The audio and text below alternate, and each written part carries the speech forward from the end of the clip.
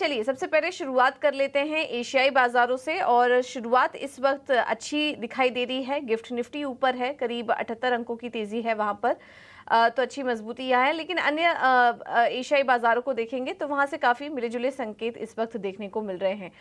बाकी global market से संकेतों की बात करें तो तीनों ही इंडाइसेस हरे निशान में बंद हुए। हालांकि डाउ जोन्स की बात करेंगे तो ऊपरी स्तरों से थोड़ा नीचे आए, क्योंकि दिन के दौरान 450 अंकों की तेजी डाउ जोन्स में देखने को मिली थी। थोड़ा नीचे आके बंद हुए, लेकिन S&P 500 और नास्डैक की बात करें तो फरवरी के बाद S&P 500 में सबसे बड़ी तेजी देखने को मिली।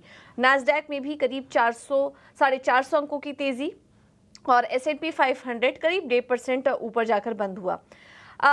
इसके पीछे वजह ये थी कि दो चीजें हुई हैं। एक तो कल फेड पॉलिसी का आउटकम आया और उसमें सितंबर की बैठक में दरों में कटौती की संभावना बताई जा रही है, ये खुद जेरेम पावेल का कहना था। और इसके अलावा रोजगार के भी आंकड़े आए, जिसमें कि जो आंकड़े आए हैं वो थोड़े कमजोर दिखाई दिए। जुलाई में प्राइवेट पेरोल का जो आंकड़ा है वो 1.22 लाख की बढ़त वहां पर देखने को मिली। 1.5 लाख की बढ़त का अनुमान था। तो जुलाई में जो प्राइवेट पेरोल आए वो जनवरी के बाद से सबसे धीमी ग्रोथ जुलाई में देखने को मिली है।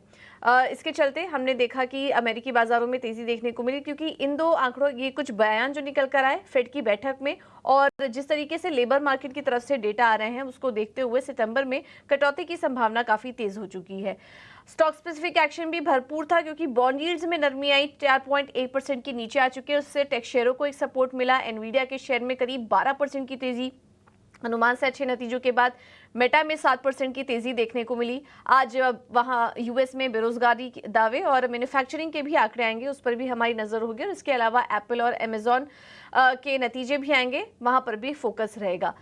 एक बार क्विकली आपको बता देते हैं कि यूएस फेड पॉलिसी में क्या कुछ बयान निकल कर आए हैं। फेडरल रिजर्व ने ब्याज दरों में कोई बदलाव नहीं किया और फेड ने लगातार 8वीं बार दरों में बदलाव नहीं किया। ब्याज दरों को 5.25 से 5.5% पर बरकरार रखा।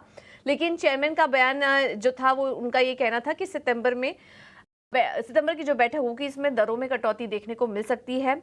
महंगाई जो है वो फेड ने जो 2% का लक्ष्य तय किया था उसकी तरफ धीरे धीरे प्रोग्रेस होते हुए दिखाई दे रही है।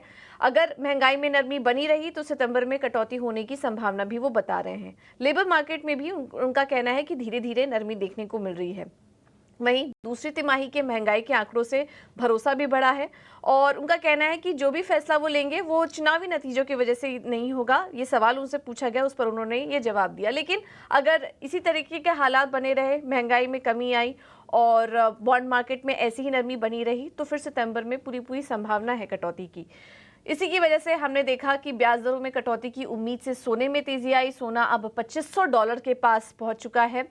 यूएस 10 ईयर यील्ड्स 4.1% के नीचे आ चुके। डॉलर इंडेक्स 104 के पास था। कच्चे तेल में लेकिन एक तेजी लौटी और हमने देखा कि क्रूड में 3% से ज्यादा की तेजी थी। ब्रेंट $81 के पार आ चुका है, क्योंकि मिडिल ईस्ट में जो तनाव चल रहा था उसमें कल कच्चे तेल ने अपना रिएक्शन दिया। उसके अलावा यूएस में भी जो क्रूड इन्वेंट्री थी वहां पर कमी देखने को मिली है। तो इन दो फैक्टर्स की वजह से हमने देखा कि कच्चे तेल में तेजी वापस लौटी है। तो ये है आज के लिए कुछ फैक्टर्स। कुल मिला के बात करें तो फेड पॉलिसी अनुमान के मुताबिक ही रही है। दुनिया भर के बाजारों में तेजी है। एशियाई बाजार मिक्स्ड रिएक्शन दे रहे हैं। भारतीय बाजारों के लिए संकेत कुल मिला के ठीक ठाक ही हैं।